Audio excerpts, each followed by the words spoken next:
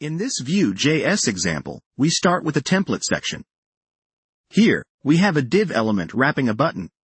The button is designed to interact with mouse events. When a mouse hovers over the button, the start pulse method is triggered, and when the mouse leaves, stop pulse is called.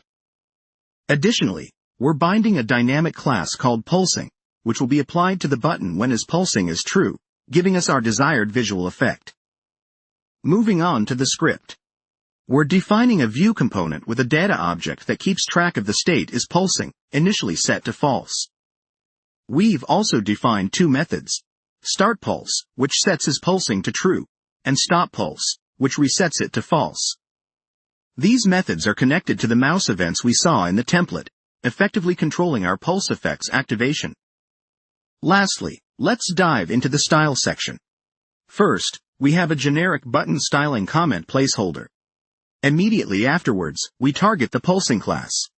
When this class is present, an animation named pulse is applied.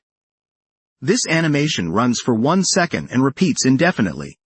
The @keyframes rule defines the pulse animation, causing the button to grow to 110% its normal size at the halfway point and then shrink back to its original size, creating a pulsing effect. This visual feedback can greatly enhance the user experience, communicating that the button is an interactive element.